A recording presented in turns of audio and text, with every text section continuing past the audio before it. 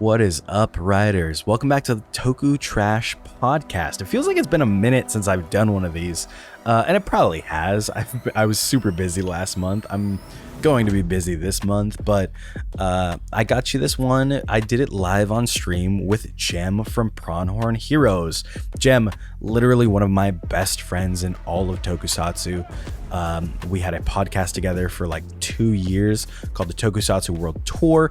I loved doing that. He was one of my first friends in like the creator space of Tokusatsu, and we've just kept in touch ever since.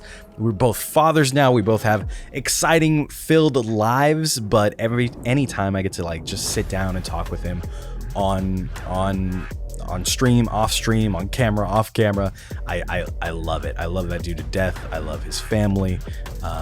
And I hope you guys do too. You're gonna get a little more of Gem in this episode. We talk about Cosmic Fury. We talk about all the premium Bandai memorial stuff that went up, our spending habits. We talk about Gem's henshin videos that he does on YouTube now, on the Prawnhorn Heroes YouTube, and his collection and all that stuff. So we get into a lot in this podcast, and if you want the full conversation, as you know, it's different this time. The full conversation is here. Unfortunately, the full conversation doesn't go into the premium episode. What the premium episode is this time is a full breakdown of the Decade-a-thon, what led to it, what got us there, my thoughts on it, what happened during the Decade-a-thon, all the stats and everything, and then a full breakdown of Kamen Rider Decade. I also get into a little more personal stuff there. I just recorded it, so I know what's happening this time.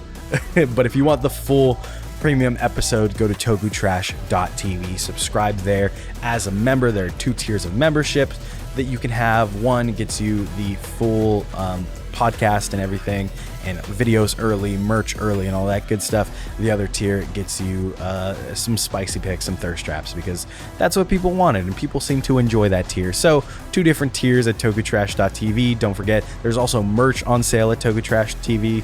Tokutrash.tv. I have shorts up right now. We have a shirt coming in the next couple weeks that people have been asking for, and I think you'll really like.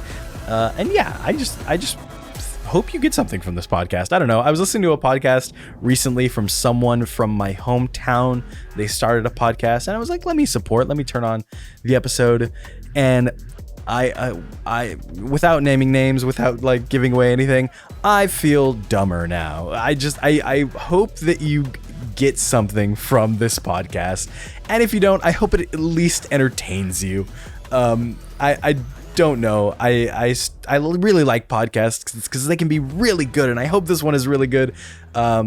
But when they're really bad, man, are they really bad? And that's just a little bit of my insecurities creeping in. So sorry about that. Without further ado, please enjoy Gem from Prawnhorn Heroes and myself. This is the Toku Trash Podcast. What's up, everybody, and welcome to the first live Toku Trash podcast I've ever done. I almost said Tokusatsu World Tour because my guest today is the former host of the Tokusatsu World Tour, Gem from Prawnhorn Heroes. What's up, buddy? Let's get it, dude. I'm Cosmic Fury Gem tonight. You're Cosmic Fury Gem tonight? Yes, sir. You got your orb with you? Mm-hmm. No, I don't actually. Boo. I have coins. I was trying to put this on like a chain to wear for this, and there's no place for it. It's the Amelia's red Cosmic Lion orb. You know, it would be really sick if you did like a Flava Flav thing and you just got like a ginormous globe like from like school and just painted it red and then just like wore that as a necklace. Here we go. Boom. I need Cosmic Lion power now. I just throw it in the air. Yeah. Just like hangs on you. That's perfect. Here we go. Gem, it's been a while. Yeah, dude, it's been a minute. You want to tell people who you are? I'm Gem. I make shit in the Toku community sometimes. If you don't know who I am, just look up Prawnhorn Heroes or something. That's all I got. Me and Gem used to host a podcast right here on Twitch called the Tokusatsu World Tour, where we watched like the first episode of a bunch of things, of a lot of things, and then came on here and talked about it. This time we watched the whole series of Cosmic Fury, and we're going to be talking about that today. But first, I kind of want to bring back a Tokusatsu World Tour tradition because Gem's background reminded me of it. Gem, how is your wallet doing this week? So I've been these last couple months I've been super strict with myself. I've been like, only buy something if like you really need it, or like if it's like something from a show you really really love. So like this week there's a specific reason why I asked though. I've been pretty good recently. This week I don't know. I don't think I've seen anything that's like grabbed my attention. If you're talking about the Gabba Revolver, yeah, that is something that like I'm a little upset that it only comes with 3 Judenchi. Like fucking give me all 5. Like even if they do the sword, even if they're releasing the sword with black and greens, even if that's the case, like I'm still bummed. I wish the sword was just separate and you can get all 5 Judenchi with the fucking gun. I feel like that's just like a must, but I get it. They need to milk it. Do you think it's going to be with the sword, or do you think you're gonna a whole set? Well, I think a whole set would be sick. If they only gave us the 3 with the gun and then did a whole set, I feel like that'd be kind of redundant if they gave us the other 3 again. Or then even if they left out the 3 and then went from 4 or 5 and so on, and then had the rest in a whole set, I feel like I would be really upset with that. But the assumption right now is that the other 2 are coming with the sword, and then maybe they'll do a memorial gold thingy. Yeah. The Kyoryuger fans are coming for me. But the Gabure Changer, I think it is. I think that one will probably come with obviously 6th. Like that's like a, but yeah, I'm not picking it up because it's either I have to choose. It's either that one or an SP license. And I asked the boss, I asked Sophia, I was like, which one are we doing? Because if I like something and Sophia likes it, I got to make sure, And she likes Kyoryuger, she likes Deca Ranger. The SP license was announced not too long ago too. Correct. So I was like, also this week, I think. It's one or the other, dude. I can't do both. I just can't. And I think she said the SP license, so I think that's the one. So the SP license, at least it's gimmickless. At least it doesn't come with anything. Because the one thing to me about the Judenchi is that it's a new pin system. So the old Judenchi don't work in them. And I was like, that seems like a gigantic scam on their part. Yeah, so even if like you collected every Judenchi, you're still fucked, dude. Yeah. They don't work with this new, better morpher that you're going to get. Yep. And so like, I remember seeing the Gabba Revolver back like years ago, probably when I first started the channel, at like this used store in Arizona. And I was like, why is that Dino Charge morpher so big? So like, I don't know how much bigger the Memorial one is going to look, but like the original Japanese release is already a good size. Dude, 100%. I have it right here. Yeah, so this guy, it's huge. I'm a big guy, dude. This in my hand is really nice. Dude, it's really nice, and I got this used, and I was totally fine with it, just because like the size is really good, it's durable, the gimmick still works, you have batteries, and it's great.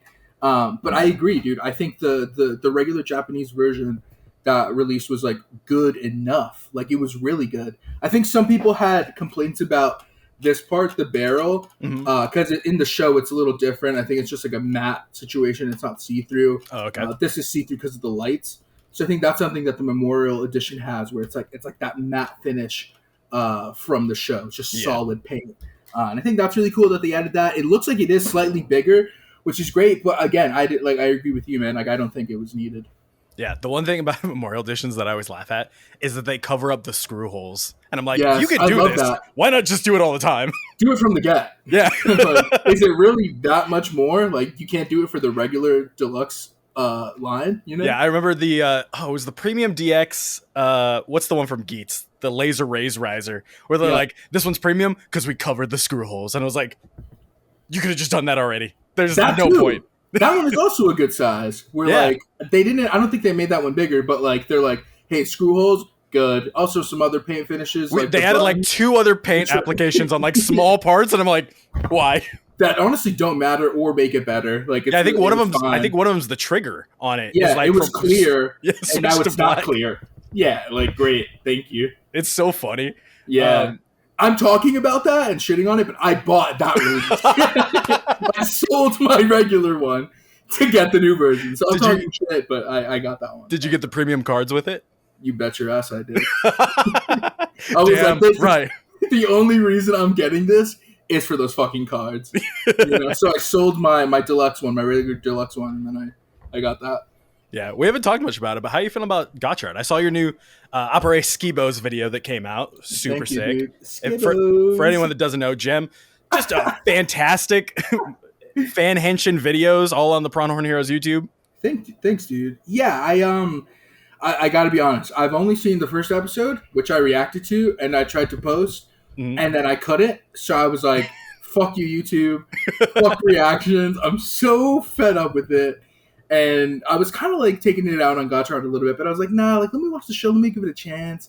So I watched episode 2, and that was the last episode I watched. I haven't seen anything post episode 2. So you haven't seen Opera Skibos yet? Nah. You just decided to almost get hit by a train for this video and not see Opera Skibos. Well, so like the whole goal was to like homage Skibos because like as soon as I saw bro used a skateboard for like a power, I was like, my best friend Andrew, he skateboards. You know what that means? He's gonna be Gotcha Art. It was literally like casted.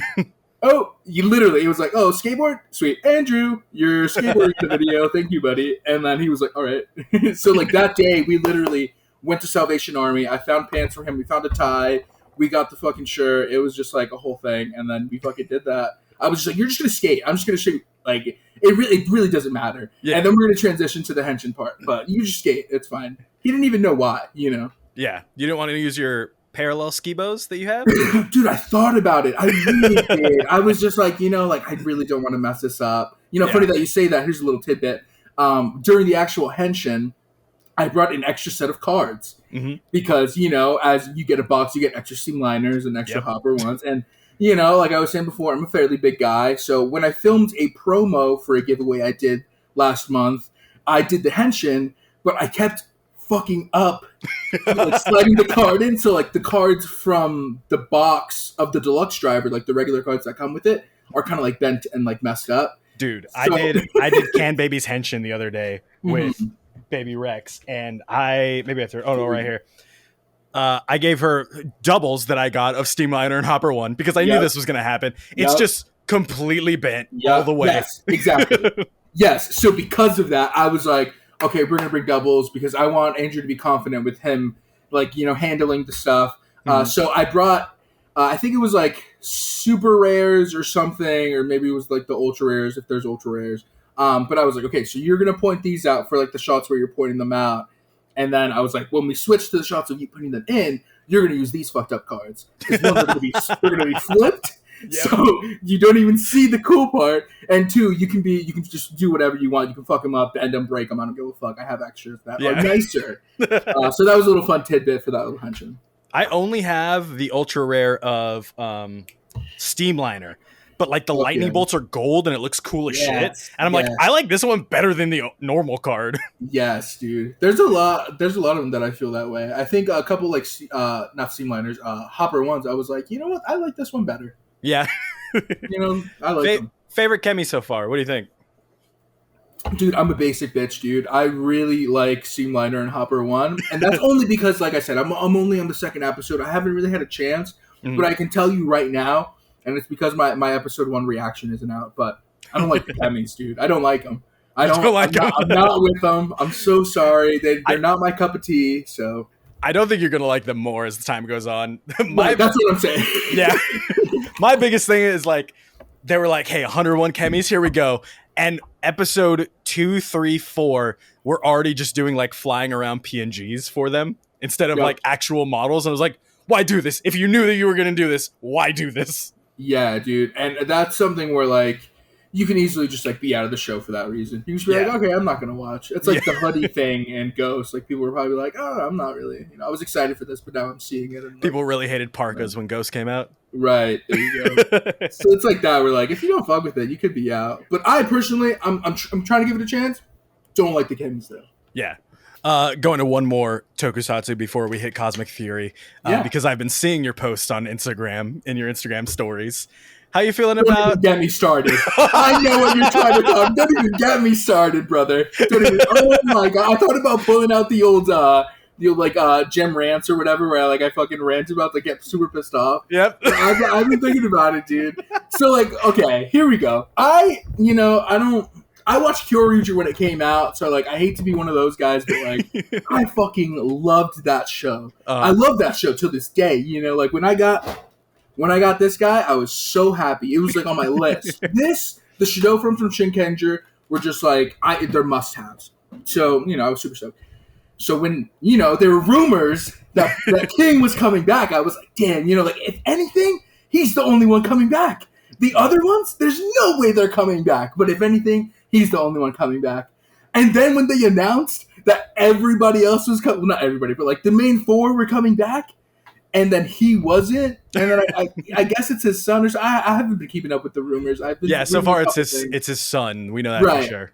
Which is kind of weird. It's only been 10 years, so that doesn't really do math. But, I can't wait to see, I can't wait to see what they do with it. I'm also not caught up on King Oger, so that's what I was going to ask. Have you been keeping up with King Oger? I have to catch up, dude. I'm literally on the episode. The next one I watch is the one where Gira gets the gold form. I just haven't. Wow. That far back. Yes, dude. So, like, I need some catching up to do. But, yeah, no, I at first, I was like, who the fuck is this guy? Who is this guy? Like, I don't care about him. I don't know this guy. Why are you standing where he stood, my dude? What are you doing? You can't fill these shoes. Yeah, like, how dare you? And, like, I'm thankful he's not using one of the guns to morph. Like, I think that kind of, like, makes me feel better. Like, the fact that he's using the sword feels cool. It feels his own character. Mm-hmm. But I wish they had given him a different helmet with a different visor or something. The fact that he still has, like, King in his suit, or, like, Kyoryu Red, if you will. Like, it still kind of bothers me a little bit. But, like, I'm warming up to him. Like, I've seen a couple pictures, and I'm like, all right, bro, like, pop off. Let's go. All right. As someone who's never seen Kyoryuger, but is enjoying King Oger, and has been, I know a lot of people, like, fell off or, like, got cold on it. I've been enjoying it this whole time. It's so good from what I've seen. Yeah. And, like, to be 100% honest, I forgot what it's called. The sword might be the first, like, Sentai Memorial thing I grab. The Oger Caliber. The Oger Caliber, yeah. Yes, I was like, man, I want one. Let me go buy one. And I went to buy one, and I was like, well, I gotta wait like 3 more months for a memorial to be announced. So, like, I might as well just get a full-size sword on that. I hear you. No, I hear you, dude. I literally, and you'll probably resonate with this, but I only got one so Tav could have her version. Oh, and yeah. When Dad has his big one, we have her little one. Yep. Then we do the henshin video of just bam, bam. Yeah, we could both have, yeah. So I think that was the only reason why I pulled the trigger on 2, because I felt the same. I was like, I know they're going to do it. They've done it with the Gear Slinger, and they've now done it with the Dawn Blaster, the Ninjark Sword, the Dawn Sword, the whatever it's called, the Dawn Slasher. So, like, I know they're going to do it too. So I'm hyped for it, and I am going to cop that. Yeah, so I was like, let me just wait to grab that one real quick. Immortal Red Fox, thank you for the 21-month sub. Yo, Fox. I was like, let me wait on that one, because I've been finding cosplays on AliExpress and just ordering them to, like, see them, and if they fit fine. Like, I'll wear them as cosplays. If they don't fit, it's a funny stream thing to do. Like, I grabbed a Meteor one, and the Meteor one does not fit at all. Wait, his like school outfit? Yes.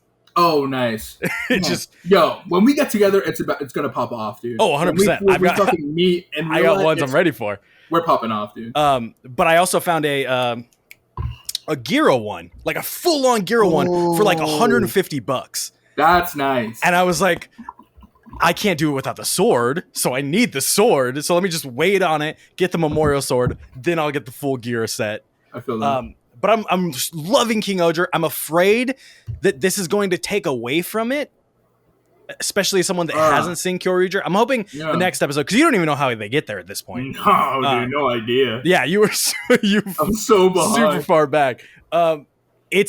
There was like something really good and interesting happening, and now it just feels like we're like, okay, hold on. It's like is it like in Gaim when like stuff's good and then they're like, hey, there's a movie about Kikaider. This is the Kikaider movie. No, dude. That's a bummer. And I love Kyoryuger, but I'm bummed if it's like that in King Oger.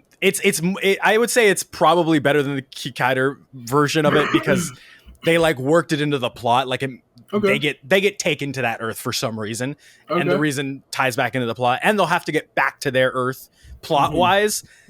But it's like, okay, well, as we're over here, nothing that we're doing over here mattered. So like, Okay.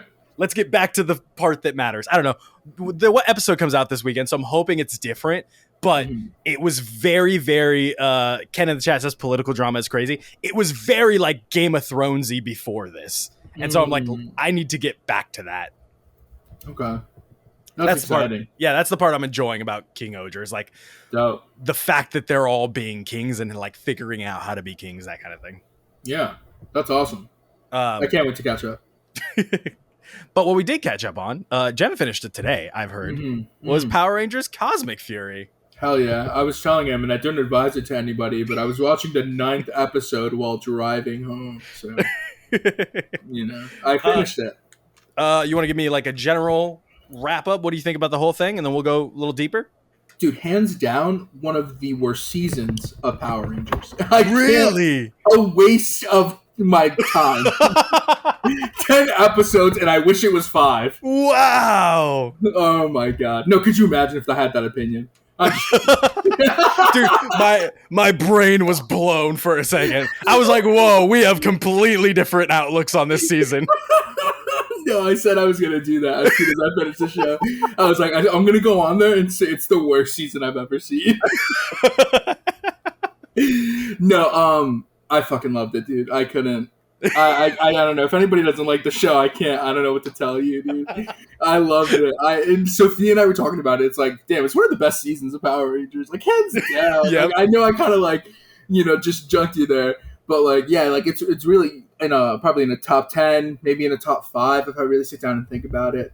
But it's really, really good. And I don't know if it's because it was on Netflix rather than Nickelodeon that it felt different. But I felt like the acting was a little better. Some of the choices were better. The story felt more cohesive because maybe we have 10 episodes. So I don't know, dude, but I liked it.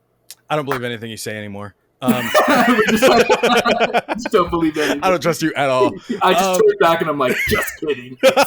Fucking psych. You bring up your hands, their fingers are crossed.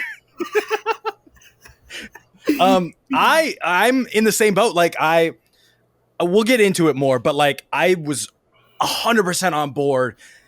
8 out of 10 season for me. That's like my final score for it. 100% on board until the last episode. I think the last episode undid a lot of things that I really liked about the season. Ooh, okay. Or like just dropped the ball on a lot of things I liked about the season. Ooh, I'd love to unpack that. Yeah. And so, but like you said, the acting, somehow I watched Dino Charge or Dino Fury. I rewatched like the last half of Dino Fury the day of Cosmic Fury coming out. Or the day before Cosmic Fury coming out. Yeah. And the acting is just like night and day.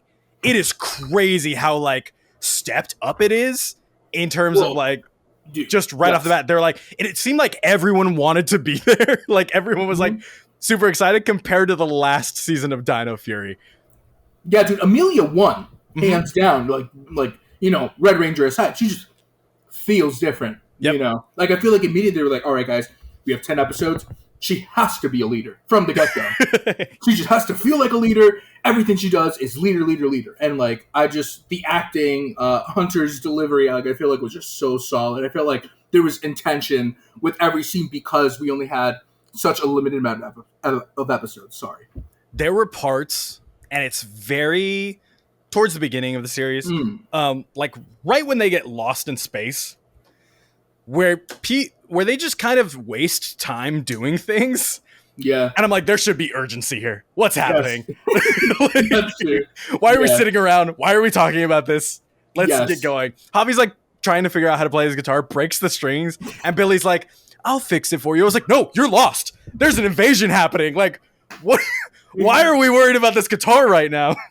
Absolutely. There's a couple cons I can get to and I will get to. Yeah. But I will say I do love how they did the going to space thing differently. Like I didn't feel like they were like doing In Space or like the finale of Turbo again. Yeah. I felt like they very much made it their own thing where like these Rangers from Earth are now in space. I feel like it was very, very cool to see that done again. And I only realized it when they were in the new spot. I was like, oh, fuck. This feels like... I just in space, but it feels like in Lost Galaxy when like they're away like helmetless in the spaceship, and like they're like, guys, Miranoi's gone, but like we have this power. Like it just felt like so like new. Like, all right, like, oh man, we're here now. Like, what are they gonna do now? Type feeling. And then it just made me think of like, oh man, they just went to space, and I didn't even think about in space. I thought that was really cool. I gave them props. Yeah, I love the retreating, pressing the button, and like the button that comes out of nowhere. By the way, 2 seasons, never once seen the button. Bro, button pops up. Where's this button come from? It really felt like, let's write this button. Yep. This is our thing. Big red button pops up, transports them anywhere in space. I love the whole we're lost in space type of thing. Fern getting lost with them, just excellent way to go about it. Beautiful. And the fact that they were like, okay, we got to figure out how to get home, but we like have nothing and that kind of stuff. I also, for some reason, thought I remembered the Dino Fury base being a spaceship at first. Like I thought I remembered that's how the Rafkonians got there in the first place. It was like a crashed spaceship. Yeah, but then they were like, we got to make it a spaceship. It's never flown before. And I was like, I think this happened. Did it? I definitely remember that being a spaceship. Yeah, So exactly. they can't hide it from us. Yeah, and so when they went all about that, I was like, okay, this is fine. Like we can build it, make a spaceship and everything, get off the planet. I thought that was really interesting. But on the flip side of that, it was really hard for me to swallow that like we're stuck on this planet, we need a spaceship. Also to the other side of, well, let's use these Zords to fly everywhere. And it's like, how are we going to different planets with these Zords when we can't get this spaceship off the ground? Why are we worried about this when we can go somewhere else and find a new Zord with these Zords? Yeah, like, let's just use the big red lion Zord. Yeah. Fuck this Zord fuck this thing that doesn't even move, apparently. Like, let's just ditch it. Yeah. Let's go. Guess what, guys? Got a new base. It's a big red lion Zord that the other show that we're not supposed to talk about uses as a base. Yes, exactly. So, like, honestly, it could have been a win-win. Yeah. But back to the pluses, I think Ollie had the most to do this season, obviously. Did it really well. Whether I like how he got there or not, I think the blue sludge was insanely dumb, but they had to get there. Like the first 3 minutes was just like, put everybody in place. Hurry. Go, go, go, go. Yep. Have the blues meet real quick. Tricera time real quick. And then we're going to make him evil. But tell him to say hi. Throw Zato into space. Get Mick. Make him a ranger. The Zato thing. Oh, okay. And that's in my cons, actually, which I'll get to. But yeah, that was the whole beginning was very like, let's set the season. All right. We have to gap. We have to bridge the gap. Let's do it. Yep. And they was just like, throw this person this way, this person this way. And like, we'll talk about the Zato thing, obviously, because it's a gigantic issue. Yeah. But the first part felt so pedal to the metal, let's go, go, go. And I feel like the next 3 episodes just slowed everything down to like I was talking about, like, there's no urgency here. Like, Earth is being invaded, and we're just like, we're playing guitar, and it's like, cool. We have these new Zords that came out of nowhere, but they only come when we call the Zords. Still no new morphers. Yeah. I guess we're fine with that. We're going to fight with our swords that we have. The swords still being around was weird to me. I was like, okay, they're fighting with their swords. That's kind of fun. But, like,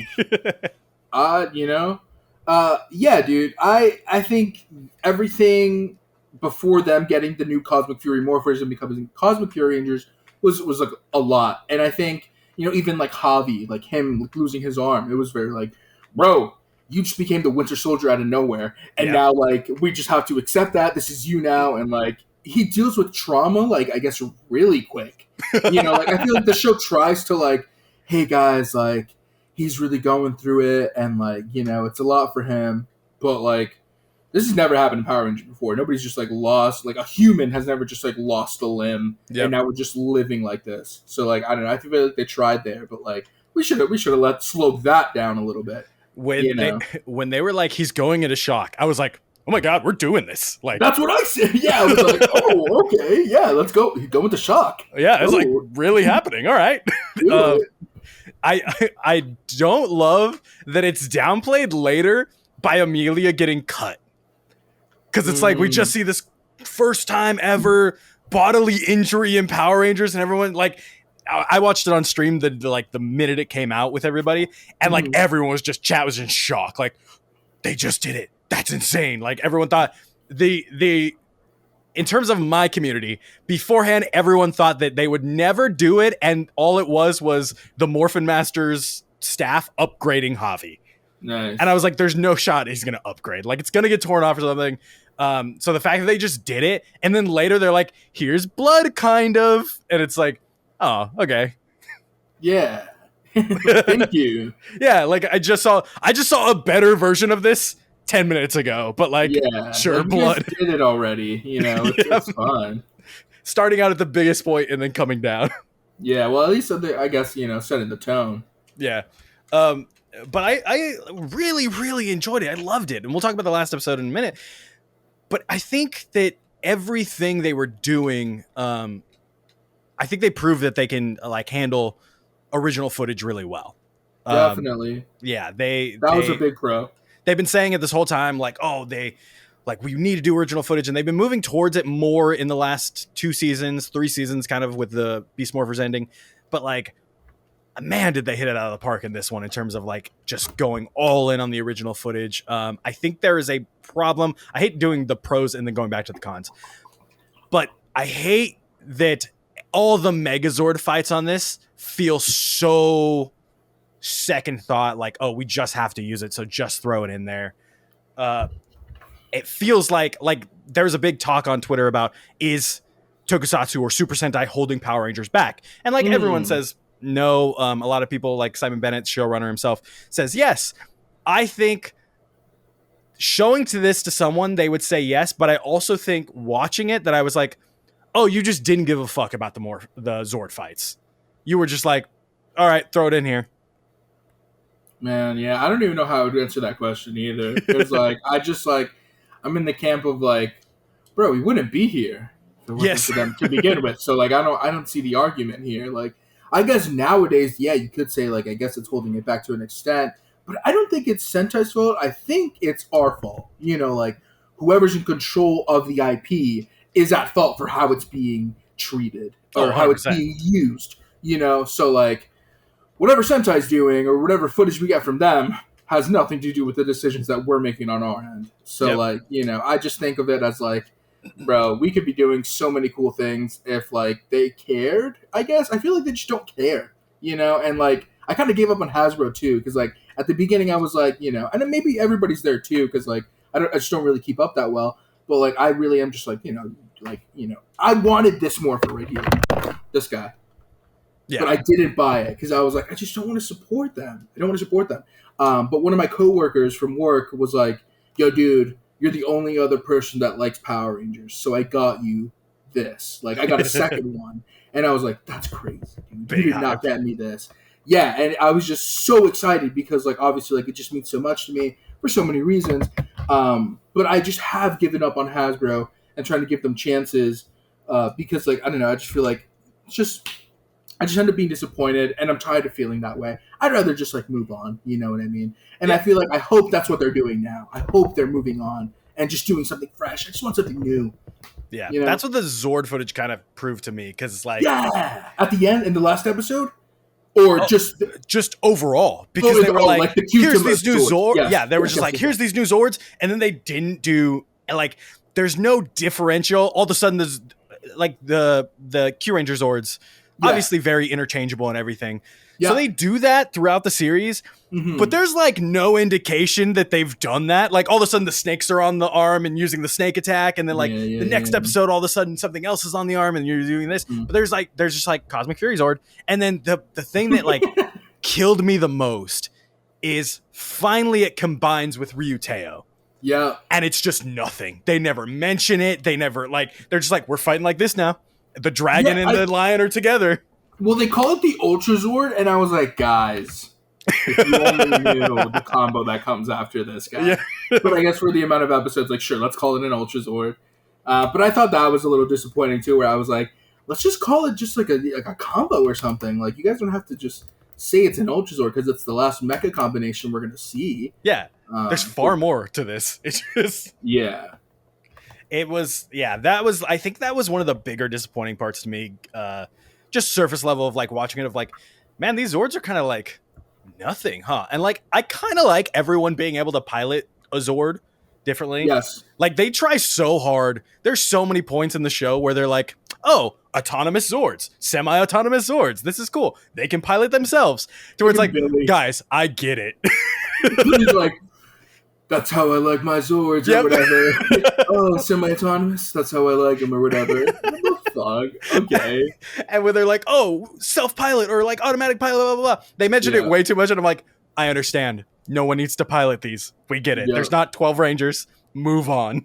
Yes. I also was really, really down with them being able to pilot every Zord. Like, at first I was like, man, I just wish we had new Rangers to pilot these Zords. But then I was like, you know, it's kind of cool that we can just like, I'm going to hop in this one today, guys. Oh, cool, man. I'm going to drive this one today. Peace. Yeah. And like, I don't know. I thought that was cool. Yeah, I dug it. What'd you think of the Cosmic Fury Morpher? Bro, I say bro a lot nowadays. I really, really, really like it. Okay, so like, I like it because that's what we went with. But I honestly was thinking about it today, and I was like, why didn't we use the Seiza Blaster? I said this as we were watching the show. I was like, it does all the same things. Why are we using something else? It's the same thing. You can transport with it, you can blast people, and you can morph with it. You can talk to people, whatever the fuck you want. I think it's just so many different things that the Seiza Blaster is. I guess the only reason why I think they didn't is because maybe it just didn't clash with the suits well. But even, I was thinking about it, and I was like, I feel like it could have just gone well.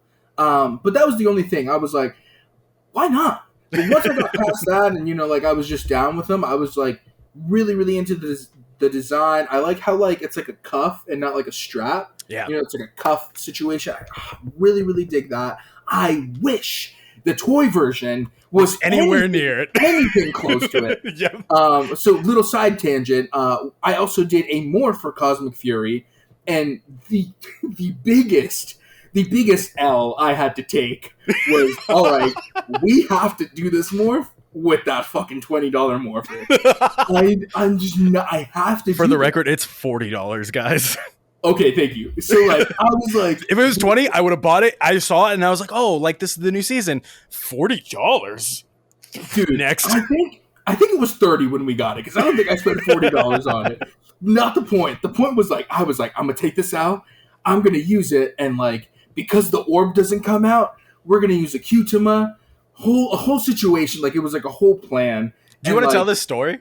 I'm thankful. I mean, there's a lot. There's a lot involved to that more. The story you told me last week. Do you want to tell the story? Yes, about like how we got there, right? Yes.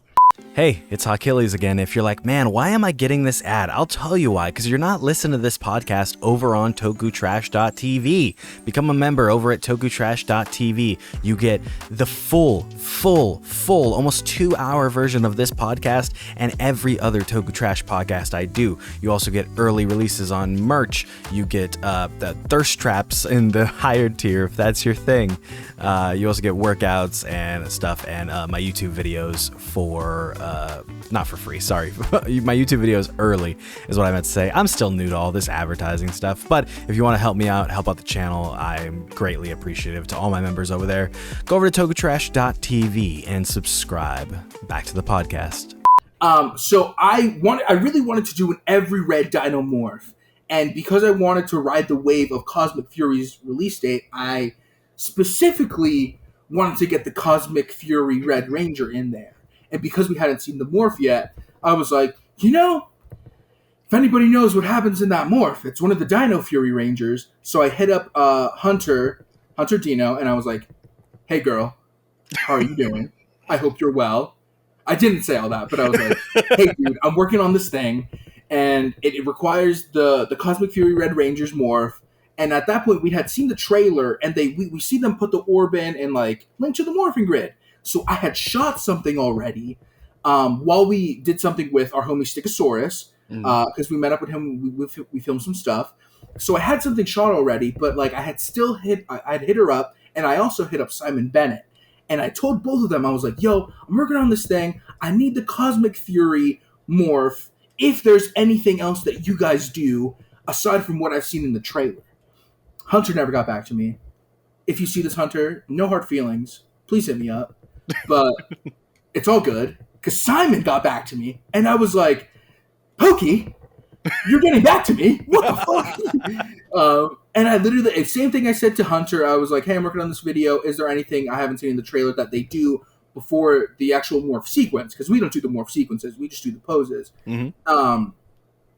So he was like, yeah, so actually we do this. And I was like, no fucking way. And this was like, I don't know, maybe like a week or two before Cosmic Fury had come out. So I was like, no fucking way. And I couldn't believe him because what he said was exactly what it is, but I just couldn't believe him because I hadn't seen it. Yeah. So he was like, yeah, so they show the orb to the camera, a dinosaur hologram pops up, then it spins on the top of their fingers and shoots up in the air and falls into their morphers. And I was like, he's fucking with me, babe. There's no way that this is what happens. I was like, he's fucking with me. But I was like, there's no way he would take his time to reply to me, one, and two, fuck with me.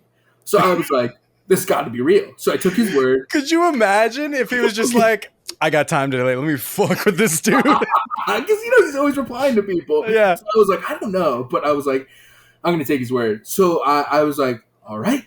I have to reshoot a couple things because we shot something. So I'm going to do a reshoot. And I'll explain something in a second to end the story. But so he gave me the description, and I asked a couple questions about like the ball spinning. I was like, is that a VFX shot, or did you guys do that practically somehow? And he was like, no, it's a VFX shot. So I was like, okay, fuck. I need a VFX shot. And I don't do VFX. Like if you know me from TikTok, one of the things I say is I don't have VFX, but I have fucking passion. Mm-hmm. So like I was like, what am I going to do? And I need it, like, at that point, it had been, like, a week. So I was like, I need it in a week because Cosmic Fury is coming out. So I thankfully hit up my friend Andy from Common Ramen Studios, and I told him, I was like, Andy, you do VFX, man. If I gave you a morph description, I can't even show you a video. If I gave you a description, could you pull off the VFX shot? And he was like, I got to see the description. So I was like, okay. So I sent it to him, and he was like, I think I can do this. And I was like, dope, I need it in a week. He was like, yeah, I think I can do this. I was like, awesome. So I asked him, I was like, do you need anything from me? We filmed it. He was like, try to get this, and this. And I was like, cool. We got this shot, whatever. It was like, dude, that's another story that I won't tell now. Maybe I'll tell him another day on the channel. But filming the Cosmic Fury morph was also pretty rough. We almost didn't film it that day, and it was almost something completely different. But so we ended up filming it, and then I sent the footage to Andy, and then, Andy, if you're watching this, I'm sorry, but then he just ghosted me, didn't get back to me, and I was like, Andy, what the fuck's happening? Like, he's not getting back to me. And then I was at work one day, just chilling, like, on my break, or I think I was just waiting in between orders. He just texted me the video with the VFX. And I was like, you fucking wizard. It looks so cool. Like, I don't know, for both of us not having seen it, and for, like, the description that we got and just, like, pulling it off, I'm proud of it, honestly. Maybe in, like, a couple years I'm going to be like, man, we could have done this, or, like, it would have been cool if I had told him to add this or whatever. But, like, for what we did and for me to get that out when I did, I'm proud of it. But that's also why, if you notice, and this is just to end the story, if you see the morph, there's a shot right at the end where Sophia has the Cosmic Fury morph, and she's in the woods, and she wasn't in the woods in the actual morph. And that's because the actual morph is the reshoot, and we had filmed an original morph in the woods while we were with Stegosaurus, and like there was supposed to be another one, but I ended up cutting that whole thing. But I was like, we're gonna use the helmet shot. I don't give a fuck what I have to do. We're using the helmet shot. Dude, when you released it and I watched it, it was the day Cosmic Fury came out. You released it. The flip happens, and I was like, "There's no way he knew about this."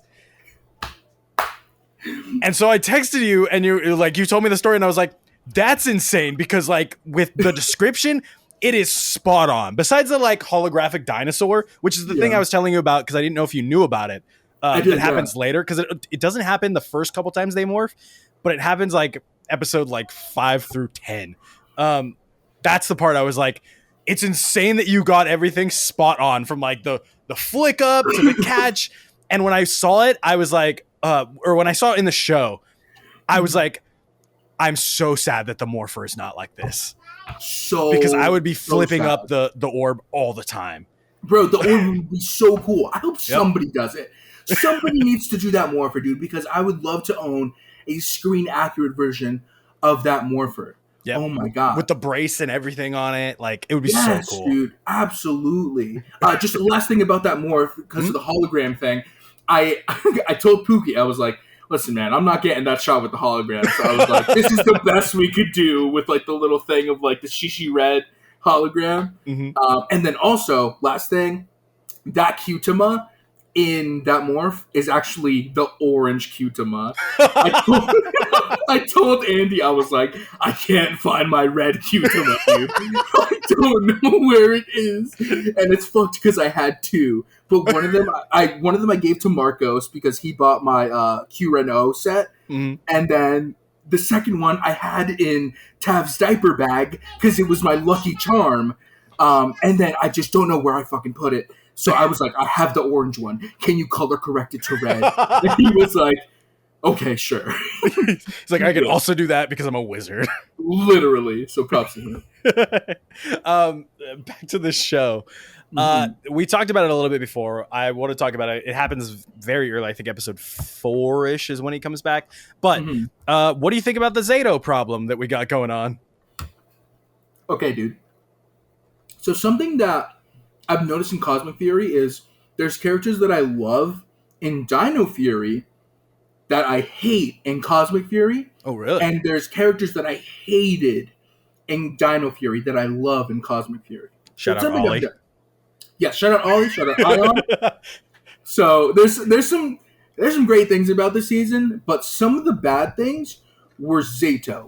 One of the bad things was Zato. I think for me, I hated how they kind of, and I get it, he died at the end of Dino Fury, quote unquote, but I felt like it was such a waste to have him be absent for those first 4 episodes. Like, not even like a little side quest, like a little buffer situation where there's scenes in between the actual A plot happening. Yeah, where, like, he was just sleeping in a tree.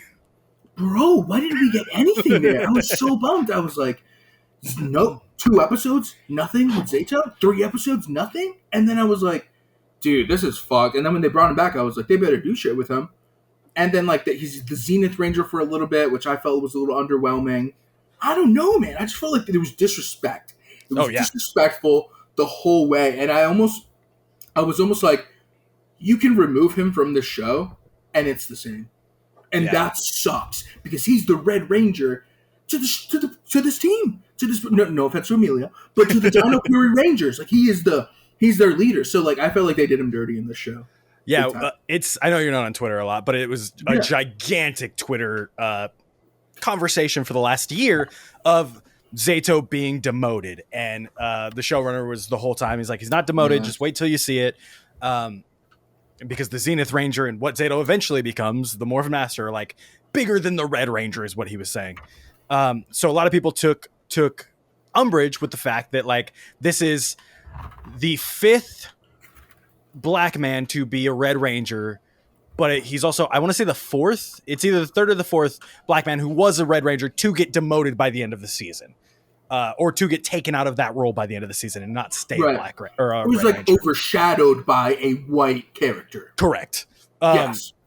The others obviously being TJ, Jack, and I can't think of the other one right now. Scott and RPM having like some main focus in RPM, but Dylan having that really solid storyline throughout the whole show, which is fucked. Yeah. So watching this and the first 4 episodes, I was very much like, oh, he's sidelined. There's no question. He's demoted, sidelined, whatever you want to call it. And then by the end, like throughout the show, I'm like, he's going to become a Morphin Master. It's kind of obvious, but like, let's let it play out. And guess what? Throughout the rest of the show, still demoted, still sidelined.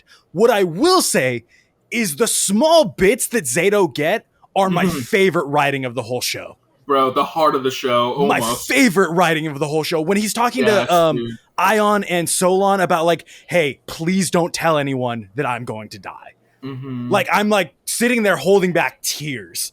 Yes, and I'm like, why couldn't we get this more? And I also think that like, if you're going to have him missing, I think a team with their Red Ranger missing is infinitely more interesting than the Red Ranger going missing and then be like, oh, well, there's a new Red Ranger now. Yes. Yes, Like, no, I totally agree, 100%.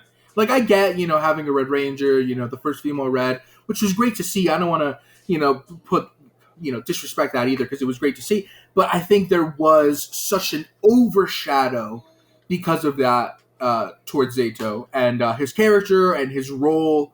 And I don't know, man. Like, I feel like I can't agree with Simon in saying that it wasn't like he wasn't demoted, because it feels like, yeah, he's a morphing master, but like he was barely in the show also, so yeah. like you can't even like, like, I don't know. And I agree with you with like his moments being so good too, because like I feel like every time you see him, you're like, oh, finally we get to see some stuff from our guy, like our leader that like led the Rangers these last 2 seasons prior to the show.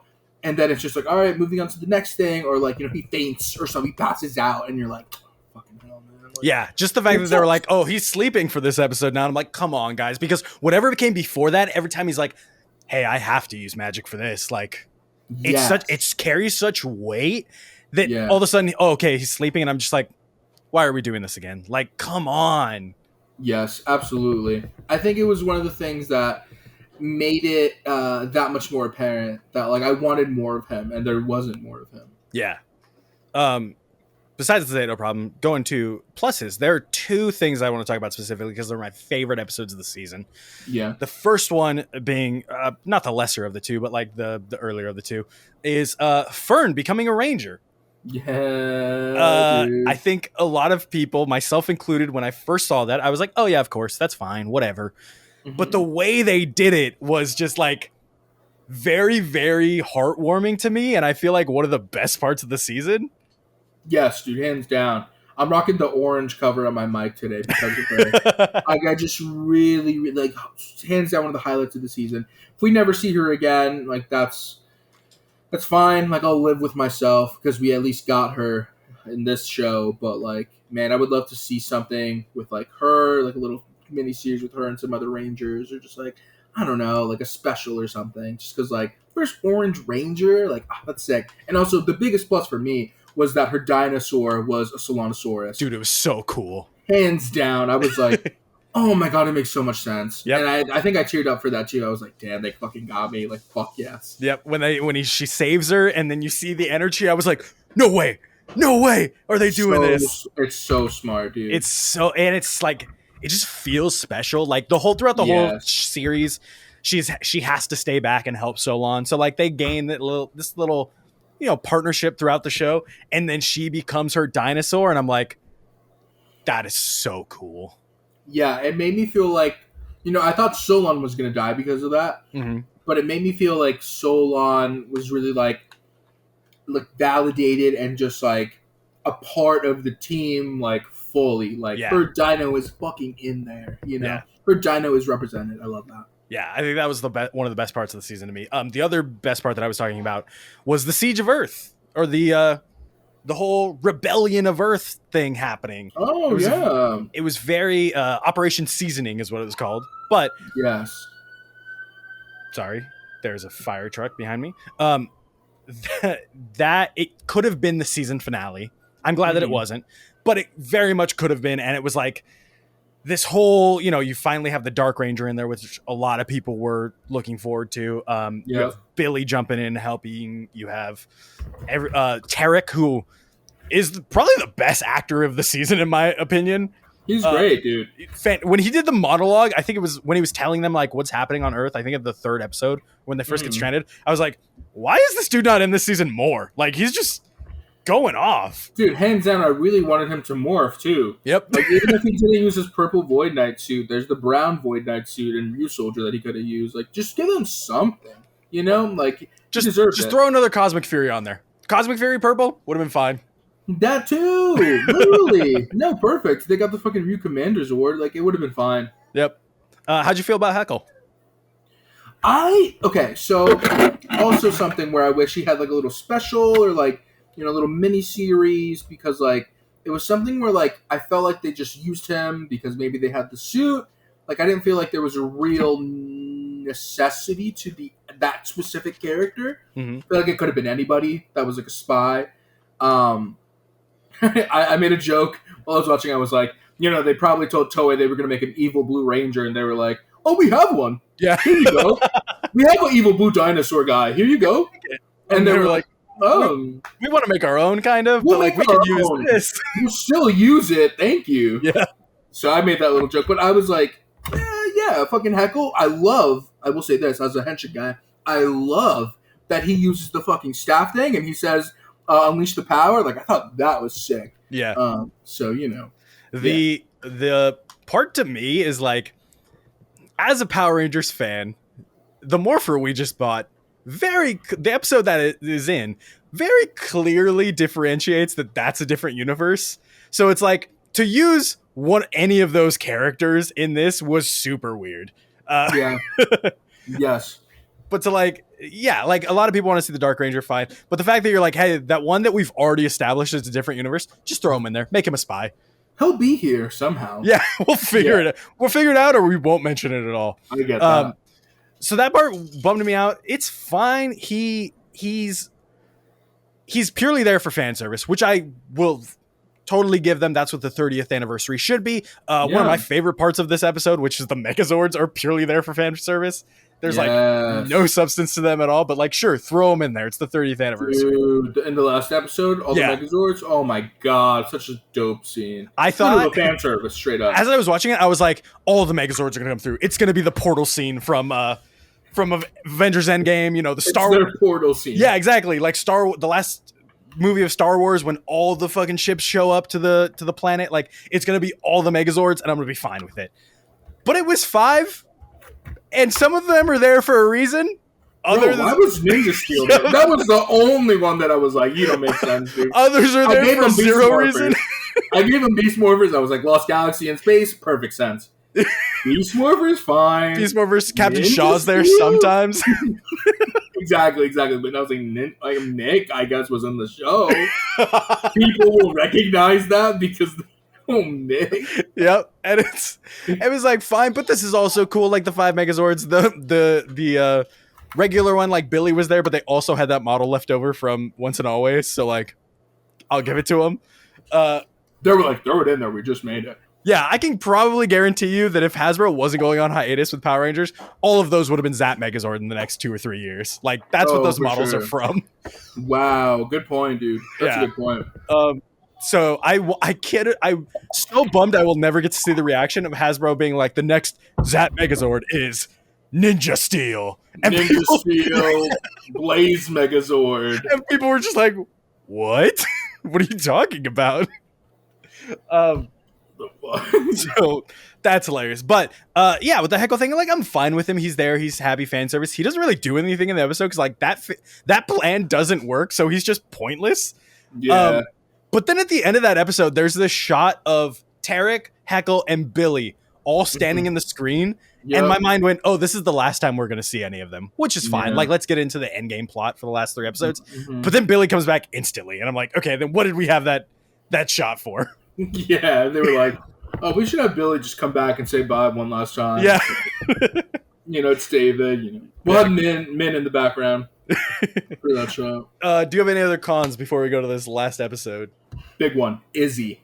Really? Why the fuck was her whole character, babe, you have to, babe, you can't, babe, don't, what the fuck? Who is that? That's not my Izzy. I loved Izzy in season 1 and season 2. I really, there were some parts where I was like, all right, Izzy, stop saying the one-liners. Like, we get it. She was like Devin and Beast Morphers. Like, enough with the one-liners, kid. Yep. Like, we get them.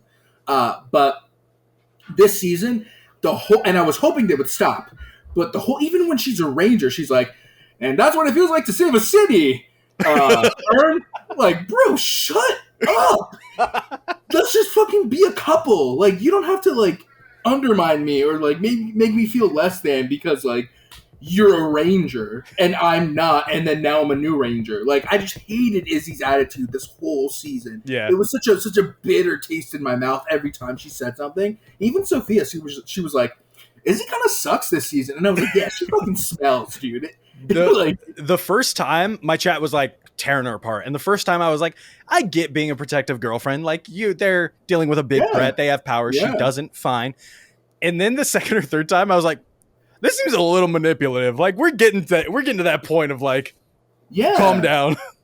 Yeah, it feels like she's very controlling, and I feel like they really set that in the beginning, the first episode, where she's like, you know what, I'm not going to tell her about the whole Lord Zed thing, and I'm just going to make sure she just thinks this way, and Yeah. not share this info with her. I'm going to control the situation myself. It felt very weird.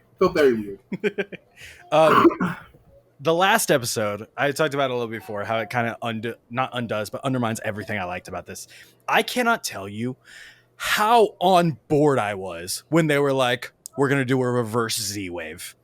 Yes. I lost my shit. I was like, that is the coolest thing you could ever do for the final episode of Power Rangers. Yeah. The team talking about sacrificing not only themselves, but the entire morphin grid.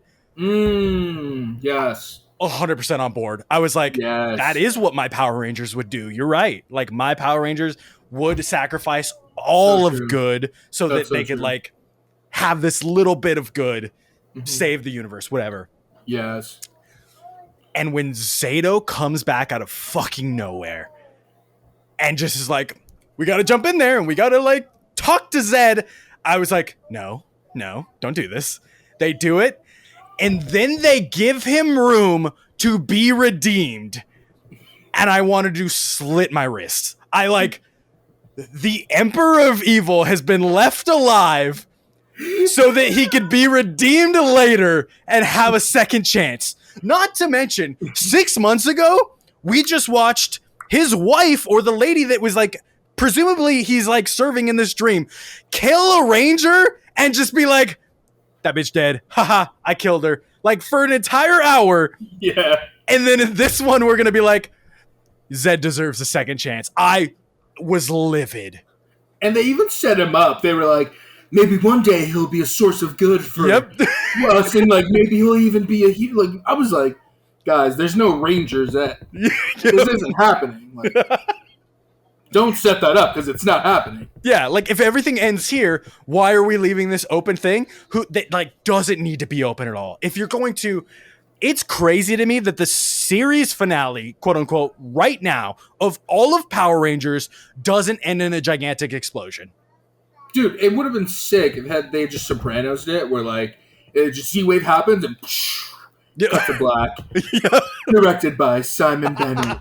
Like, yo, I would have been like, Simon, you fucking bastard. That was the ballsiest thing they could ever do, and I'll take it. But dude, like, I think, and it's funny because the ending of this show entirely, like the concert and everything, is almost a direct ending of direct comparison or parallel to the ending of the Mighty Morphin Power Rangers movie, the 95 version. It's just like, oh, we're all having fun, we're all playing, we all get our little one-liner in, like there's that shred of hope and everything, but it's like, man, if you were going to talk no jutsu any villain, Zed is not the one to do it at. Especially like, I loved Zed Morphin Master, like his just entire suit is like the most badass thing to come out of the show. It was very cool. Yeah. Everyone was like, oh, I love Evil Ollie, he's the best suit, and I was like, no, he wasn't. I need Zed Morphin Master Lightning Collection figure right now. Yes, yeah, definitely better than Evil. I liked Evil Ollie, but yeah, I agree. Yeah, Zed was cooler. I also thought, because I had heard about Evil Ollie having a different suit beforehand, and I just thought that like it wouldn't be as Dino Fury as it was. It was like, oh, this is just Dino Fury with like armor on it, which like we've seen all season, and like black colored armor. I just needed the ending to be something different than, hey, let's give the most irredeemable villain of Power Rangers a slightly happy ending. Yeah. Yeah, I was like, honestly, I wanted Zed to be bigger than he was. I feel like, whatever her name was, Bajelia or whatever, she was like a little too much like throughout the show. Like, I think it was a great example of a really cool U.S. villain suit, and I think it was done well. I liked the daughter suit as well. But story-wise, I feel like it just didn't. I feel like Zed should have been at the forefront. We're bringing him back. He's the main villain. Let's have him be more like villainous. Let's see more of him. Let's have him talk more. I feel like he only has like a few lines throughout the whole season. So that was something where I was like, like once we got to the end, I was like, all right, let's see what they do with this. I was more worried about a couple things. One of the things I didn't like that kind of threw me off was the Ollie situation. So I don't know about you, but I thought in the first two episodes, in the second or third episode, when the Rangers do like the like big antidote on him when they're outside before like after all the statues are destroyed and before they escape. Yeah. I thought at that point he had turned good. Mm-hmm. And I was like, my boy's just playing both sides right now. He's going to play the villain side. He's just going to keep an eye on Zed. And the whole show, I was like, nah, he's playing. He's playing. Like, he's going to come back and he's going to kill this shit. Like, I was so ready. And I was telling Sophia, I was like, yeah, he just told his mom to fuck off because he wants to make sure that she believes that he's evil. Yeah. Because if she knows that he's good, then his plan is fucked. So the whole time I'm like, oh man, he's definitely good, but he's just playing evil. And then at the end, like, he becomes good, and I was like, damn, you really were evil that whole time. you were just evil, and now you're good because they destroyed your good now because of that. Your statue. Like, I was like, come on. Like, I don't know. I thought it would have been way cooler if Ollie had just, he was evil in the beginning, and then we just all accept, oh, he's evil now, but then he had turned good and was just playing the evil side, getting intel so that they could, like, finish off again, Zed, fuck with Julia or whatever, so that they finish off Zed and, destroy him. But again, I mean, like, I'm fine with what actually went down to an extent. I just wish that it was done a little better. I think Ollie deserved to have, like, a cooler payoff, I thought the setup was cool, but the payoff for me, I was like, that's kind of lame, They did it right at the end, too. So, like, it was, like, episode, I think it was 9. They were like, episode 9, like, bro's back now, or, like, 8. And then they were like, oh, fucking... I guess he's good, and he has a new Cosmic Fury suit now, and he's fine. Like, but we still use the weapon that he got from the bad guys. Super weird to me. And it works with our weapons. Yeah. Somehow. Two things. One, the Bajilia thing was kind of working for me. I didn't really mind it. It was her turning on Zed that sold me on it. Yeah, that was way too much. That's what sold me when I was like, "Oh, I'm in. This chick." Oh, you did. Oh no, I was like, "This chick is the bad guy. That's cool. Like, that's fire." I was like, "What a good idea!" Like, because like the way she did it, where she was like, the Power Rangers like caught off guard, and she has like the news cameras and everything. Mm-hmm. By the way, best line of the show is when the Zentrons or whatever they're called, where they're like, "It's the media, get them!" Yeah, the Zentinels. But when she like pulls up and they're like caught off guard and they're just in the middle and they're like, what the fuck is happening? And she's like, actually, we just got Zed and blah, blah, blah, blah, blah, blah. And that's when she explains the Z wave. That's when I was like, I'm all for this. Like, I'm so in. The other thing with the Ollie thing is like, I was about it at the beginning and then they drop the ball so hard when Ollie's like, how can my friends ever forgive me? And it's like, you were brainwashed. You were brainwashed last season and they forgave you.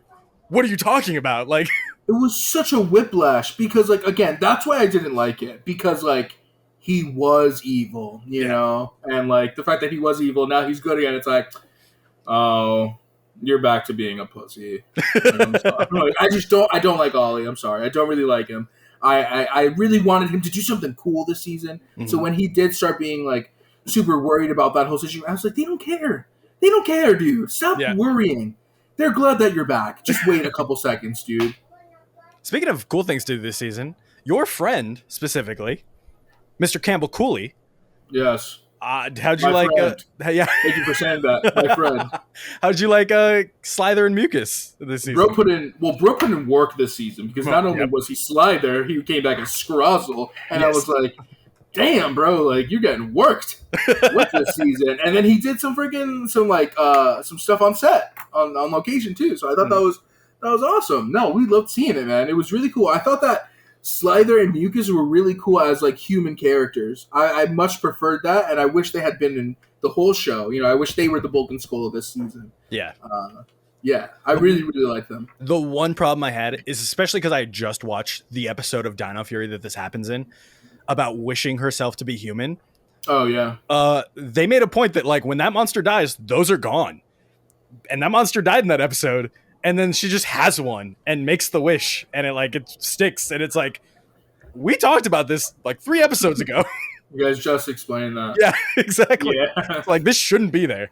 But I really like their part. I love I posted on Twitter, but I love the Zato part where he decides to use his magic to turn her back, because at that point we know what Zato using magic means, and he's just like, this is far more important than like me. So like, I think throughout the whole thing, Zato just accepting that it's going to happen is really cool. and him just being like choosing where to put the magic, and he's like, "Hey, magic goes here." Oh, we didn't even talk about Zato Zordon. Bro. What'd you So think? I had that spoiled for me. Really? So I went into the show being like, they really have Russell just becoming Zordon. He's gonna be Zordon from now on. Yeah. Like every time he comes, he's just gonna be Zord. I thought they were just making him Zordon. Like that was the promotion. He's not the Red Rangers anymore, guys. He's just Zordon. I was like, damn, that's a crazy jump. But now seeing the show, I was like, oh, that was fun. That was fun. A little fun thing there. Yeah. I didn't understand he was Zordon until the end. Yes, exactly. Yeah. Like, because I knew I went into it, but Sophia hadn't known. So, like, I felt like, everything that he said up until, like, there's something I used to say in this moment. And they kind of set it up because I think in the episode prior, or maybe not, at some point in the season, Billy was like, my mentor used to say, blah, blah, blah. And, so, like, I feel like they really set it up there. But I did think it was subtle. I liked it. I think it wasn't disrespectful to Zordon. That's so nerdy of me to say. Like, who gives a fuck? But, like, I thought it was very respectful to the character, like, bringing him back. We haven't had him back. Yeah, at all. Since in space. So I thought it was very ballsy to bring him back. The character of Zordon. So I thought it was kind of done tastefully. I didn't feel anything, like it wasn't a weird taste in my mouth. I thought I was weirded out more with that fake Rita at the end than Zordon. Super weird. I was like, wait, why are we, because I thought, until they were like, yeah, it's a nightmare he's having, I was like, we just killed her. Yeah. We just killed a version of her. Like, literally a couple months ago. So, like, until they were like, it's a nightmare, I was like, that's weird. But I thought Zordon was done well. I will say, that Billy scene that you're talking about is my least favorite scene in the entire show. I think it's the dumbest shit for him to be like, hey, if you wait like a couple months, we can all go fight him together. But like right now, all the Power Rangers kind of busy, so we can't go fight them together. I'm like, you're the Power Rangers. What are you talking about? Like, this is insane to me. The Zordon thing. What did you say? Well, no. It had nothing to do with that. So please, tell me your Zordon thing. The Zordon thing was like, one, getting there was the gayest thing I've ever seen in Power Rangers. But But two, I didn't understand it was Zordon until he says the last thing. I thought he was just like wiped Zato. Like this was him becoming a morphing master that he doesn't need. Because we've set up like how all the morphing masters besides Green are just kind of these cold, heartless people. Right. So I thought that was just him getting wiped and becoming a morphin master. I wish he would have been at the start a little more Zordon-y, because like when have you heard Zordon be like, hello friend, good to see you here? Like he only like snaps into character at the very end where he's like, there's something I used to say in this, which makes it feel like it's a remnant of Zordon and it's kind of lost instead of like what I think they were going for of like Zordon is this part of the morphin grid and like this keeper of it, whatever it is. Yeah, for sure. But I liked it. It popped me. I got up all huge and I was like, let's go. Like, not Zordon's back, but like we got him a little bit and I'll take it for the end of the season. Yeah, something like for Zordon at this end of this era of Power Rangers. Like, I think that's kind of a nice send off, honestly. Yeah. Shout out Stickosaurus in the chat, says my two favorite people. What's up, buddy? Stick. What's up, brother? Any final thoughts? Anything else you want to go over about the season? We didn't really talk much about it, and we don't have to because I think, she's definitely getting her flowers. But Amelia was really, really cool. Yeah, I appreciated her every episode. I think I have to fight for Zato because I feel like he was disrespected, but I do appreciate what they did with Amelia. And I did feel Red Ranger in her this season. Like, it wasn't like a suit she wore. It wasn't a color she had. Like, I was like, damn, she really is filling this role. She's filling it. She's filling it well. Yeah, she was one of the people that I first noticed. I was like, oh, the acting is like upped tenfold here. So shout out Hunter Dino for the performance. I'm going to say this about being a female Red Ranger being here in the 30th season, the 30th anniversary and all this stuff is like part of me, there's been all this talk about a reboot. And if it ever happens, like great. Part of me knows that's going to have a female Red Ranger or a female leader. Yeah. It's just inevitable. Yeah.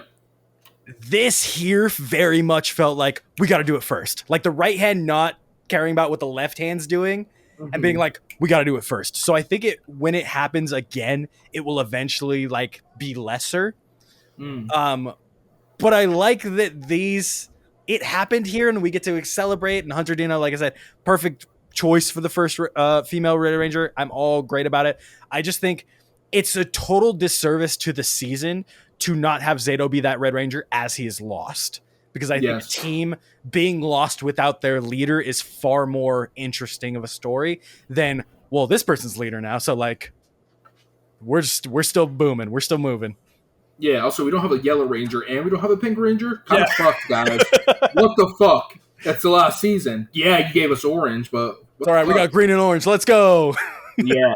And then one of the last things I'll say, I guess, like, one of my favorite parts, and this is just a silly tidbit, but one of my favorite parts in the show is when Billy's, like, saying something, and he's like, I think somebody says he's one of the OGs, and then Ion's like, guys, like, I'm older. Hilarious. I'm the older Ranger.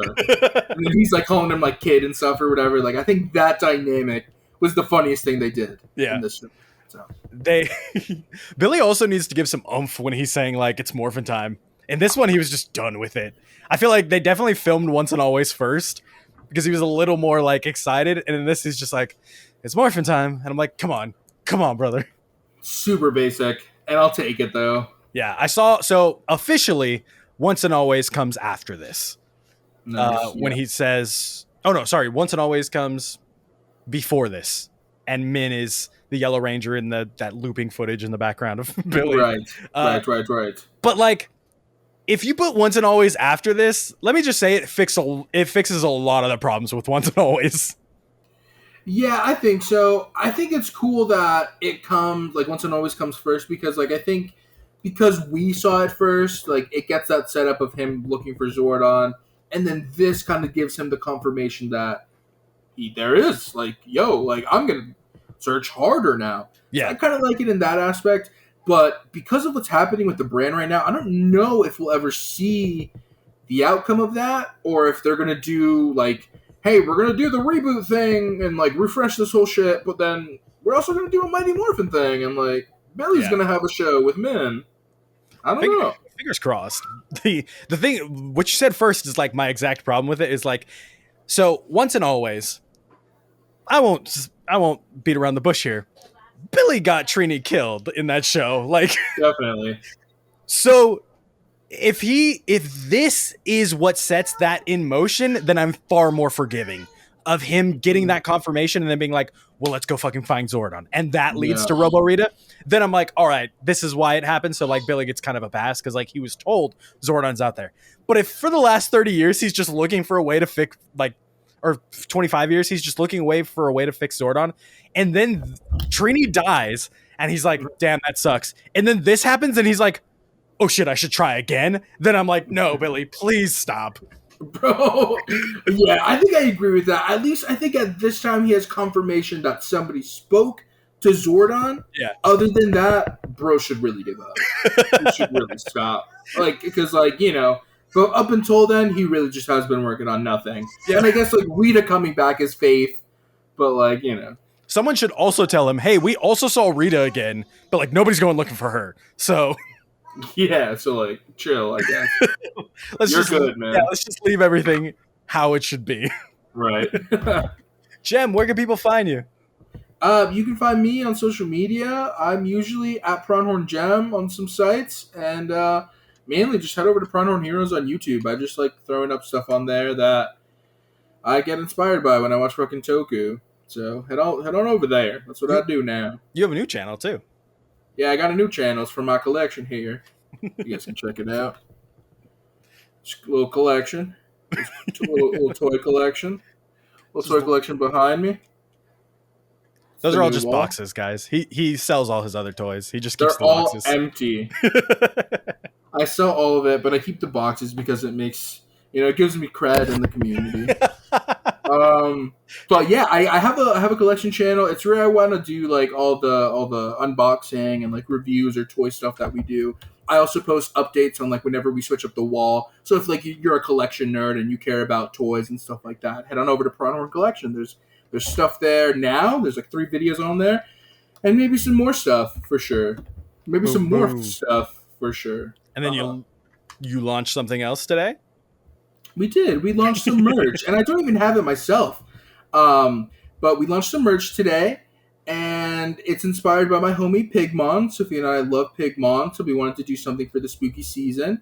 And it's like a take on like a classic metalcore, like hardcore styled spelling or lettering shirt with just Pigmon in the front.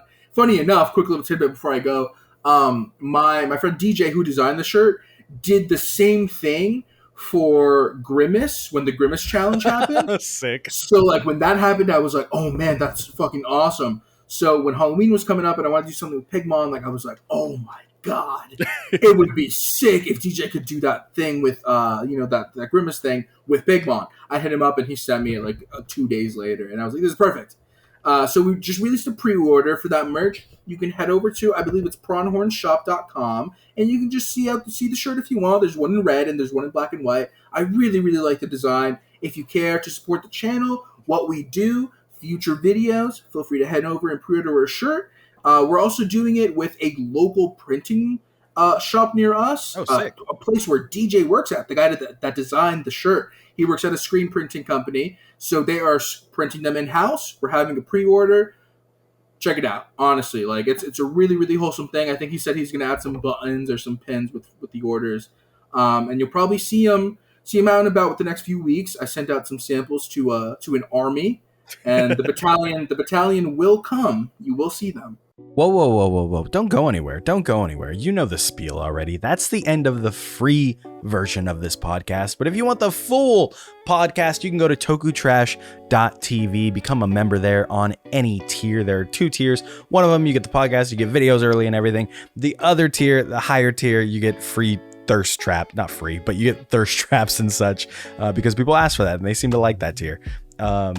So today is a little different because me and Gem are fathers, so our conversation kind of ends with what you just heard, doesn't go on any longer. But in the premium episode, I break down the Decade-a-thon, what led up to it, what my thoughts on it were, and I review Kamen Rider Decade as a season, as a whole. I get into a lot of private stuff over there. I just recorded it, so I hope you like it. But if this is the end of your podcast experience, I'm going to thank you for listening anyways, and I will see you next time.